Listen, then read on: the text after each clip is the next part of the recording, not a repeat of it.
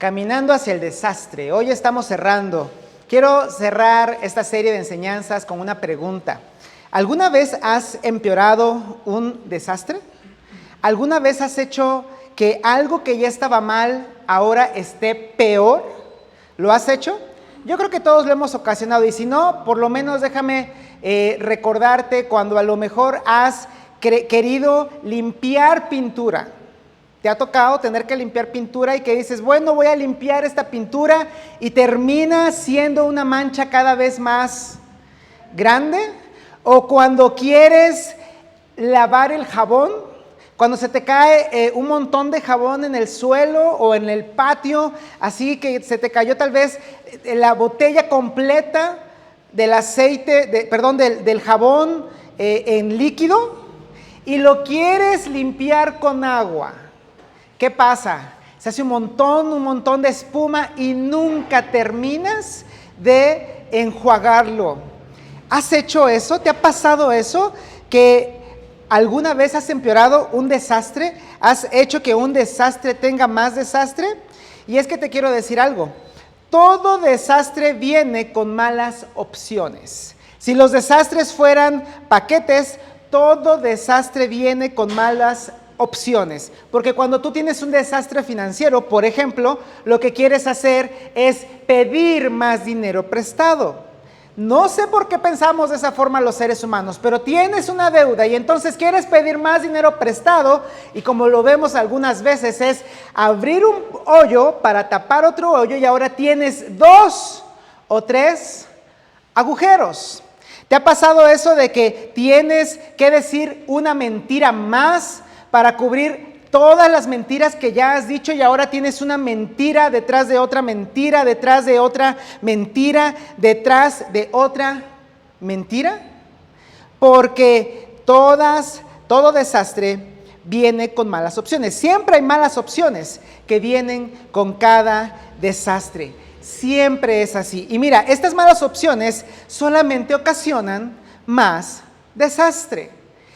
Si tú tomas las alternativas que de primera mano te da el desastre, lo más seguro es que esas sean muy malas alternativas, y que lo más seguro es que ocasiones más desastre. Por eso es que hemos titulado al episodio 4, episodio 5, ahí dice 4, pero es el 5, con el cual estamos cerrando esta serie, Más Desastre. Y para poder ilustrártelo, quiero contarte una historia. Esta historia que sucedió en el año 1000 antes de Cristo, es decir, hace 3000 años. Yo siempre que hablo de estas historias de hace 3000 años, generalmente abro diciéndote que hace 3000 años las cosas no eran como hoy. Hace 3000 años no existían los médicos, hace 3000 años, al menos no como los conocemos ahora. Hace 3000 años no existían los automóviles, hace 3000 años no había comodidades, hace 3000 años no podías tener una esperanza de vida tan grande como la que tenemos ahora, en la cual tenemos pues personas que son más longevas por los cuidados que tenemos de la salud. Hace 3000 años la vida era muy diferente en términos de comodidades de las que tenemos en nuestra vida moderna.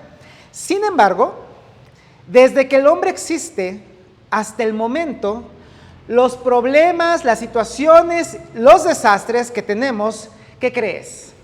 Son prácticamente los mismos, porque por alguna razón nos metemos en las mismas situaciones que las personas se metían hace 3000 años. Así es que quiero hablarte de una persona que de hecho es tal vez popular entre los que leen la Biblia. E incluso entre los historiadores, entre los antropólogos, porque es una persona que fue pues relevante en la historia del pueblo judío. Tú sabes que el pueblo judío es aquel de quien viene el Antiguo Testamento, y de sus descendientes más judíos que se convirtieron al cristianismo viene el Nuevo Testamento, y juntos tenemos lo que conocemos como la Biblia. Algunos tal vez de los que nos ven, y gracias por vernos, no creen todo lo que dice la Biblia. Te agradecemos porque nos ves. Y hoy no quisiera nada más que vieras esto como un libro de mitos. Quisiera que lo vieras como la historia de alguien tan humano como tú, tan humano como yo, inclusive hace 3000 años en los que las cosas no eran como lo que hoy vivimos. Así es que David, mira, si te quisiera esbozar a grandes rasgos la historia de David, David era un pequeño pastor, el más chico de todos sus hermanos.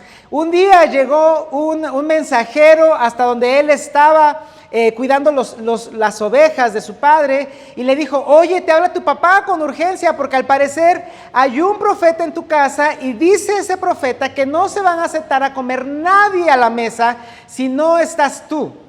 Y cuando llegó David a la casa, que todos estaban en expectativa, ese profeta le derramó aceite en señal de que él, el más pequeño de todos sus hermanos, un pequeño pastor de ovejas, estaba siendo elegido por Dios para ser el rey de su nación. No lo habíamos visto desde esa perspectiva, ¿verdad?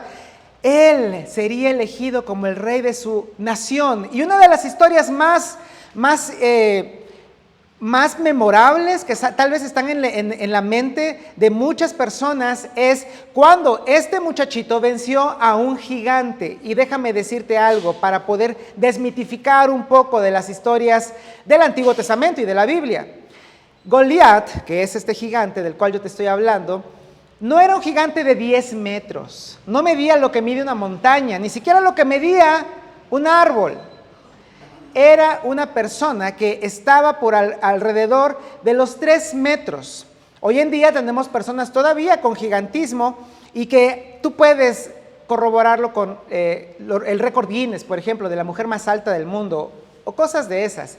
No estamos hablando de alguien mítico, estamos hablando de un ser humano que tenía proporciones exageradas y que estaba generalmente amenazando al pueblo de Dios porque el pueblo del cual era parte, que eran los filisteos, era enemigo de los israelitas. Y entonces en una de esas ocasiones en las que David había hecho un mandado a su papá de ir a ver a sus hermanos en la guerra, vence a este gigante. Tú lo sabes, lo hizo a través de una honda, 5 piedras, recogió 5 piedras planas del río y lo derrota con una honda pastoril y una roca. Todo esto para darte un poquito de contexto en el cual David empieza a ser popular, empieza en su pueblo a ser alzado por las gentes, porque es válido decir gentes, por las personas, por los tumultos, por las multitudes. Él empieza a ser popular. Y si tú lo recuerdas, y si me estás siguiendo un poco, él fue ungido para poder ser rey de su pueblo, mientras ya había otro rey, el rey Saúl. El problema aquí es que hay un rey que ha sido desechado, pero que sigue en el puesto, y un nuevo rey que ha sido ya tomado en cuenta desde la perspectiva de Dios, pero que no tiene un lugar aún oficializado de ser el rey. Y por eso es que el viejo rey, Saúl, tiene muchos celos, porque además es una persona muy insegura, es una persona que además de todo es celoso, es irascible, está siendo atormentado constantemente por esos demonios que le hacen perder los estribos. Y ¿sabes qué nos dice Samuel, el que registró todo ese tipo de historias? Y yo te quiero hablar de una pequeña parte de esto para poder aprender a no hacer más desastre. Samuel nos dice, después de todo esto que yo te he narrado un poco, nos dice de David, que David tenía éxito en todo lo que hacía. Lo vemos en el primer libro de Samuel, capítulo 18. Vamos a ver un poquito de estos capítulos a ojo de pájaro, bien rápido. David tenía éxito en todo lo que hacía. Y ¿sabes qué? Esto no le gustó al viejo rey, al rey Saúl. De hecho, Samuel nos lo narra. Al ver el éxito de David, Saúl se llenó de temor, pero todos en Israel y Judá sentían gran aprecio por David porque él los dirigía en campaña. En otras palabras, amigos, y esto es una ley que se cumplía desde hace 3000 años hasta hoy, hay personas que tienen un puesto, que tienen un nombramiento, pero que no ejecutan su liderazgo. Y hay personas que no tienen el puesto, que no tienen el nombramiento, que no tienen el favor, que no son parte de la familia de los que tienen el poder, pero que tienen influencia sobre las demás personas. Así es que este es un principio de liderazgo. Quienes lideran son tenidos como líderes, independientemente si tienen o no un cargo. Porque además, para Saúl este cargo le había quedado grande, porque era necesario haber obedecido a Dios, lo que él, de hecho, no hizo. Y mira, para que Saúl pudiera mover todas sus piezas, todas sus fichas, todo lo que él tenía en mente por su inseguridad y sus celos, en alguna ocasión le llegó a decir a David, le llegó a ofrecer a David que fuera su yerno. Es decir, le dijo, mira, te doy a mi hija en matrimonio. Yo no sé los muchachos que hoy están aquí o que nos están viendo, ¿qué harías si te dice un rey que te puedes casar con su hija? Dependen, dicen algunos, ¿no? De qué tan buen ver está la hija. Tal vez algunos digan eso, ¿no? Algunos van a decir, no, mira, yo sin pensarlo, yo decía que sí. David fue humilde y él dijo, yo no merezco ser el yerno del rey. Así es que en su humildad David se niega. Pero las cosas siguen su curso y en ese curso esta hija del rey Saúl, de hecho, va a ser dada a otro hombre. Y en el ámbito de todas las cosas que suceden en la vida, en esta historia, David se enamora de la otra hija de Saúl. Y esta otra hija de Saúl sí se enamora de David. Y entonces Saúl tiene la oportunidad de volver a ofrecerle a David, David, sé mi yerno. Y David esta vez, porque le latía el corazoncito, porque todos tenemos corazoncito, ¿no? Aquí en esta vida, todos tenemos corazoncito. Dijo, sigo pensando que no soy digno de ser tu yerno. No tengo ni siquiera que ofrecerte, porque antiguamente era la costumbre dar una dote. Y entonces el rey Saúl dice, mira, no te preocupes, yo no quiero dinero, porque pues tengo mucho dinero, tengo un palacio, tengo todo. ¿Sabes cómo voy a saber que tú puedes hacer algo para tener el favor del rey y tener a su hija? Simplemente mata a 100 de nuestros enemigos. ¿Sabes cuál era la idea de Saúl? Que él no tenía que ensuciarse las manos para acabar con la vida de David, sino que los enemigos habrían de hacerlo al él pedirle que trajera 100 testimonios de que esto había sucedido. Pero ¿sabes qué? David tal vez juntó a algunos de sus valientes y no trajo 100, trajo 200 evidencias de que era posible esto. Así es que si tú lees lo que yo te estoy comentando, podrás leerlo en 1 Samuel 18:17. Saúl pensaba, será mejor que no muera por mi mano, sino a mano de los filisteos. Pero ahora esto ha sido posible porque David ha traído lo necesario y ahora de hecho se ha casado con su hija.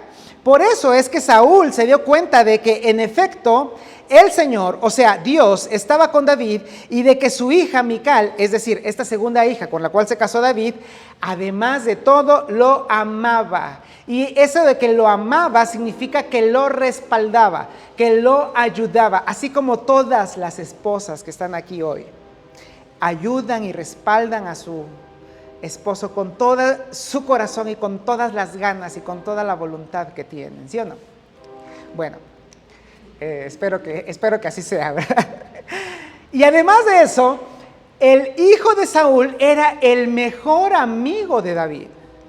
Y todo esto hace que Saúl crezca en cuanto a su inseguridad, en cuanto a esta parte de no poder entender que otra persona también puede brillar, de no entender que otra persona también puede ocupar un puesto de liderazgo, de no entender que otra persona también puede ser seguida y de hecho de no entender que Dios le había ya quitado el trono para dárselo a alguien mejor que él, es decir, a David. Por eso, dice Samuel, Por eso aumentó el temor que Saúl tenía por David y se convirtió en su enemigo por el resto de su vida. Porque sus propios hijos habían ayudado a David a huir de Saúl, porque Saúl constantemente quería quitarle la vida. Así es que en este jaloneo, David tiene que huir, ayudado por su mejor amigo, hijo de Saúl, y su esposa amada, hija de Saúl, y se va a tierra de los enemigos de Saúl, se va a la tierra de los filisteos, y allí vive como forajido, vive incluso como indigente, y se hace de un ejército de personas, de los rechazados de la sociedad, y constantemente él se está moviendo en diferentes lugares, de tal forma que Saúl tiene que perseguir a David a donde él está. Y cuando le dicen, oye Saúl, ya sabemos dónde está David, sabemos dónde está ubicado. Saúl, mira, dejaba sus negocios, dejaba sus guerras o regresaba de la guerra y hacía lo necesario para perseguir a David, para poder quitarle la vida. Así es que en una de estas ocasiones, mira, también Samuel nos lo narra, cuando Saúl regresó de perseguir a los filisteos, le informaron que David estaba en el desierto de Engadi, que era todavía una de estas regiones de Medio Oriente. Si tú has a lo mejor viajado, no es recomendable viajar a Medio Oriente, ahora no, por favor, pero si tú has viajado a Medio Oriente y has visitado Engadi, sabrás que son lugares desérticos.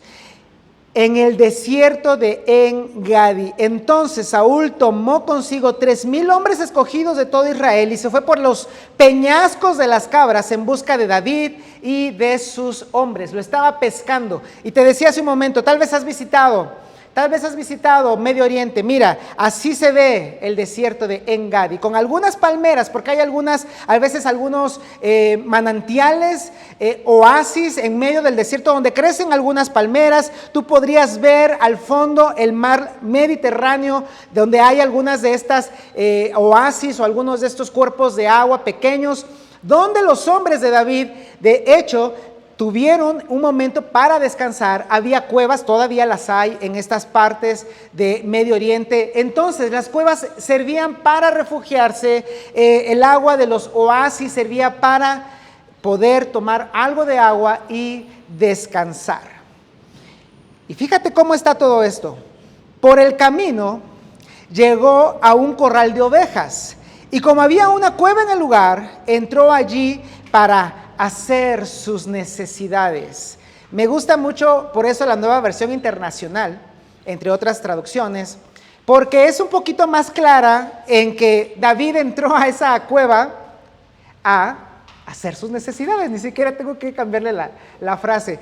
En la Reina Valera y en otras traducciones dice para cubrir sus pies. Y tienes que investigar allí, pues, ¿qué significará eso de cubrir sus pies, no? Bueno, ahora sabemos, gracias a traducciones más amables como esta, que Saúl dijo, ¿saben qué? Ahorita vengo, me voy a llevar el charmín o me voy a llevar el pétalo. ahora regreso. Voy aquí a la cuevita. Se subió hasta llegar a la cueva y fíjate lo que sucede. David estaba escondido en el fondo de la cueva con sus hombres. David estaba en el fondo de la cueva con sus hombres. Mira, no sé si te estás imaginando esta escena, pero es el desierto, el sol es abrasador, la luz es tan intensa que cuando tú entras, igual que a lo mejor cuando entras a tu casa o algún lugar un poco más oscuro que cuando te ilumina el sol de frente, llegas a un lugar y pues cuando entras ni siquiera puedes ver porque para ti todo es oscuro. Eso le pasó a Saúl. Estaba entrando a el lugar en el que se estaba escondiendo David. Y David y sus hombres ahí al fondo, tal vez viendo cómo estaba entrando Saúl, observando, oyendo. Y ya no quiero mencionar más sentidos del cuerpo humano, pero es muy obvio lo que estaba sucediendo. Mira, este es el momento más vulnerable que podía tener Saúl. Este es el momento en el que David podía hacer algo en contra de quien quería hacerle lo peor. Y si tú te das cuenta de esto, tal vez la lógica que todos podemos tener es: David, Dios te está mandando a Saúl. De hecho, la lógica de sus hombres era eso: Dios te está mandando a Saúl para que te vengues, porque Dios te dijo, Dios te prometió que Él te iba a poner a sus enemigos en tus manos. Este es el momento prometido, David. No vemos otra cosa más que este es el momento que deberías aprovechar para desquitarte. Porque mira, estos hombres le dijeron: en verdad hoy se cumple la promesa que te hizo el Señor cuando te dijo: yo pondré a tu enemigo en tus manos para que hagas con él lo que mejor te parezca. En otras palabras, le pusieron en la mente a David hacerle a él lo mismo que intentó hacerme a mí. ¿No es lo mismo que pasa por tu mente cuando alguien te hace algo? ¿No es lo mismo que pasa por tu mente cuando alguien ha herido tus sentimientos, cuando alguien ha hecho algo en tu contra, cuando alguien te ha fallado, cuando alguien tal vez ha creado un chisme y tú ves la oportunidad? No dices o no piensas: voy a hacerle a él o a ella lo mismo que intentó hacerme a mí. Por eso quiero hacer una pausa en esta historia y decirte: ¿cuál es la raíz? Pregúntate conmigo: ¿cuál es la raíz de los desastres?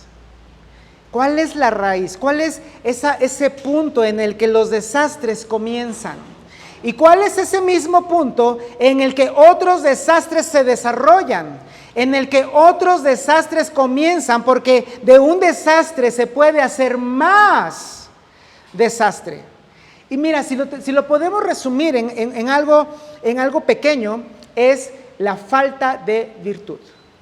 La falta de virtud. Y cuando te digo virtud me refiero a integridad, honestidad, paciencia, autocontrol, bondad, cosas que de hecho son muy virtuosas. ¿Has tenido paciencia en ese momento en el que el momento te exigía paciencia? ¿O has tenido que controlarte en ese momento en el que prácticamente todos se descontrolan? Miren, hace un rato yo fui testigo de alguien que sí se controló. No les voy a decir quién para no decir nombres, para no decir Víctor Alviso, no, pero nuestro pastor Víctor me estaba ayudando con unas situaciones mecánicas. Es un buen pastor, nuestro pastor, amigos. Y accidentalmente se golpeó la mano. Y yo sí vi cómo le dolió. Dije: cualquiera, amigos, cualquiera, mínimo una palabrota sacas, ¿no? Mínimo le echas la culpa a alguien. Mínimo pateas al perro. Pero cuando tienes integridad, honestidad, paciencia, autocontrol, bondad y un grande y largo etcétera, a eso, amigos, a eso se le llama virtud.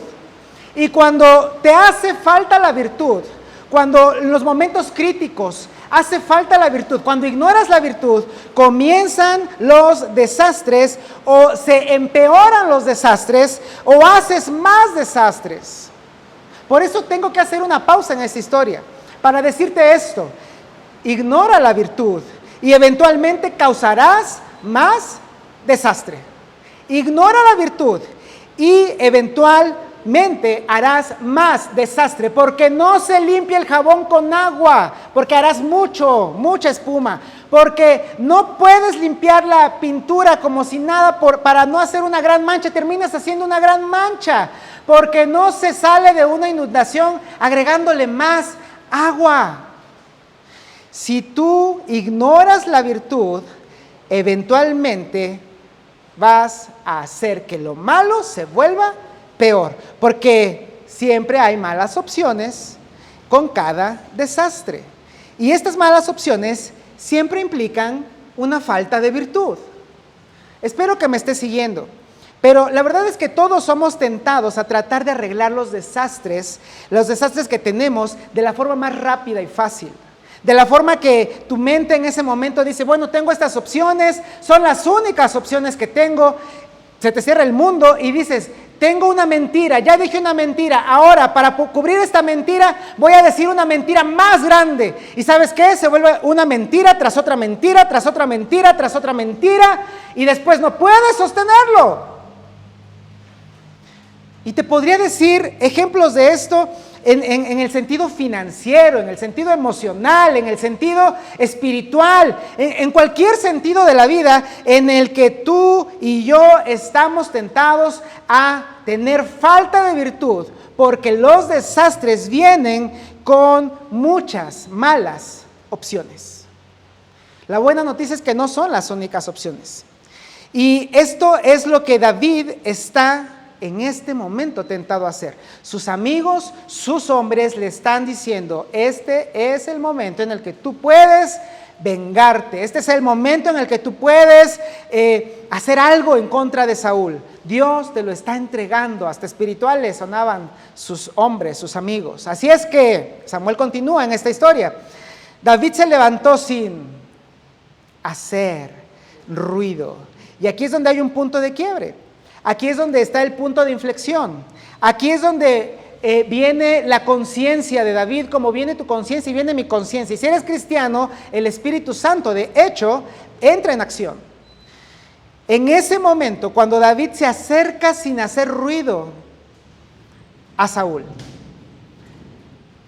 y tal vez saca ya una daga, un puñal, no sé, un cuchillo, una navaja, está a punto de hacer algo, pero él piensa seguramente, estoy a punto de quitarle la vida a mi rey, al rey de Dios, al rey que Dios ungió, al padre de mi esposa, al abuelo de mis hijos. ¿Te das cuenta que es este punto un punto álgido, un punto de quiebre? Tú tienes y yo tengo estos puntos cada vez que estamos tentados a hacer un desastre o a empeorar un desastre. Y podrías hacer un checklist. Mira, ¿está justificado? Puedes preguntarte, ¿está justificado? Y ponle palomita, sí, está justificado lo que voy a hacer. David, está justificado porque él te quiere hacer mal y este es el momento en el que tú le puedes pagar con la misma moneda. Bueno, palomita para estar justificado. ¿Es lo que se espera? Es decir, ¿es lo que los demás quisieran que hagamos? Porque de hecho todos lo hacen. ¿Está justificado? ¿Está aprobado por la mayoría porque todos lo hacen? Y palomita, ¿sabes por qué? Porque de hecho sus hombres esperaban que eso sucediera. Tal vez hay personas que te dicen a ti, oye, pues es que es lo que cualquiera haría. De hecho, tal vez tienes amigos, tal vez tienes familiares, tal vez tienes a tu cargo personas o sobre ti personas que te digan, pues es lo que se espera, es lo que todo mundo debería de hacer, es lo que todos hacen.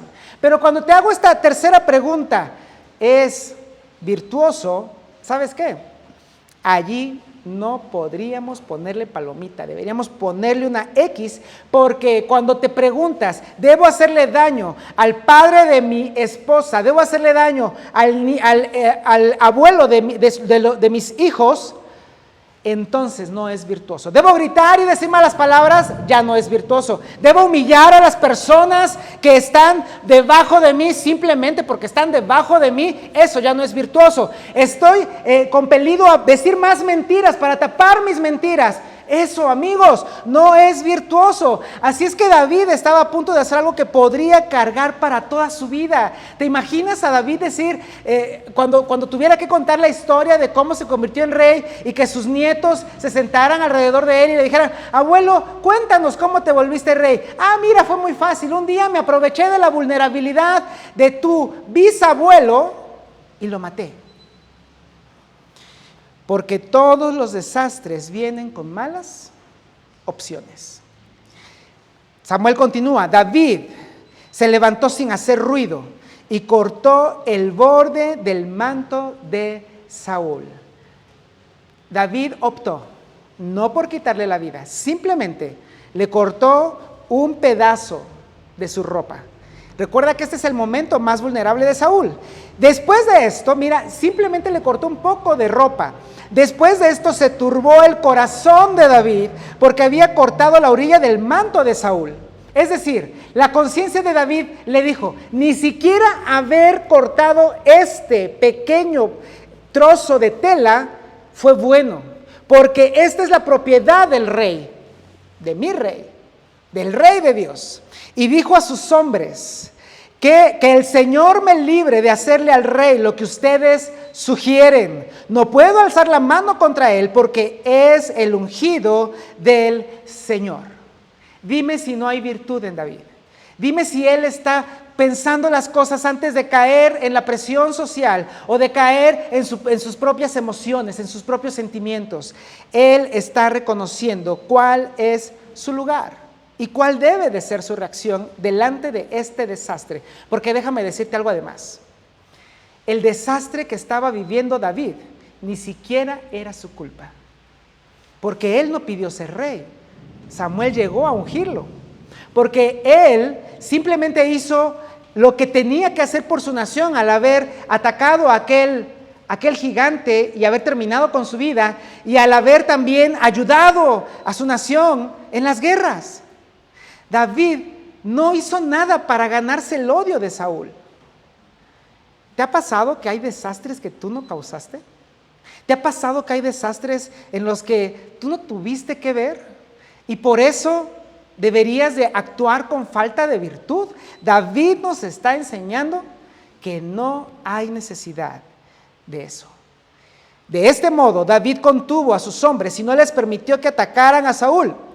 Pero una vez que éste salió de la cueva para seguir su camino, David salió de la cueva y gritó. Mira, imagínatelo, David ya va bajando, ya se acabó la mitad del charmín o del pétalo. No había pétalo, amigos. Lo más seguro es que usaran, no sé, hojitas verdes, no lo sé, no quiero pensar en eso. Y él empieza a darle voces al rey desde lejos. Ya el rey estaba abajo, él podía ver desde lejos a sus capitanes, él podía ver de lejos a sus soldados, a los soldados del rey Saúl, y le empieza a gritar, le empieza a decir en voz alta: tú, rey, tú, Saúl, podrás ver con tus propios ojos que hoy mismo en esta cueva el Señor te había entregado en mis manos. Mis hombres me incitaban a que te matara, pero yo respeté tu vida y dije, no puedo alzar la mano contra el rey porque es el ungido del Señor. Porque David había escogido la virtud en ese punto crítico en el que podía causar más desastre en medio de un desastre que ni siquiera él había causado. A veces tú causas desastres, yo me causo mis propios desastres. Y a veces en lugar de tratar de salir, hacemos más desastres. Y mira, lo que David dice a continuación es importante para lo que muchos de nosotros deberíamos de tomar en cuenta. Mira esto: que el Señor juzgue entre nosotros dos, y que el Señor me vengue de ti, pero mi mano no se alzará contra ti. ¿Sabes qué está diciendo David? No es como algunos que citan estas cosas para justificarse y cosas de estas que pasan. David está diciendo, ¿sabes qué? Este desastre ya está de por sí en caos. Lo que yo tengo que hacer es poner en manos de Dios todo esto, porque Dios tiene el control de todas las cosas. Y Dios, que ha permitido que todas estas cosas pasen, incluso sin yo buscarlas, el caso de David, tal vez tú puedas decir, yo me las busqué, yo estoy en este desastre porque yo lo hice, aún así, debo poner en las manos de Dios todo esto, porque Él tiene las mejores alternativas. Porque si hago lo que Él dice, si sigo por donde Él va, este desastre dejará de ser eventualmente un desastre. En otras palabras, elijo la virtud en lugar de hacerte daño. Mira, no sé si lo puedes ver. Saúl en este momento ha sido humillado. Los capitanes de Saúl están humillados porque no cuidaron a su rey. Los soldados de Saúl en este momento tal vez están admirando más a David porque de por sí ya lo admiraban, porque recuerda que hasta las mujeres cantaban que Saúl había herido a sus miles, pero David a sus 10,000.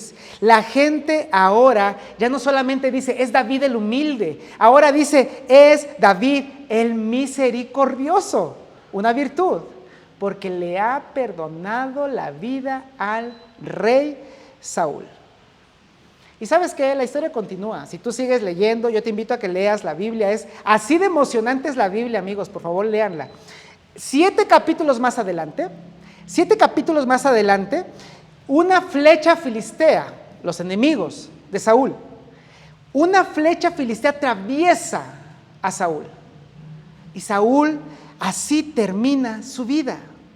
Tú puedes, de verdad, tú puedes leerlo, tú puedes llegar y observar todo esto. Así es que, amigos, David ni siquiera tuvo que hacer nada fuera de la virtud para que esto terminara.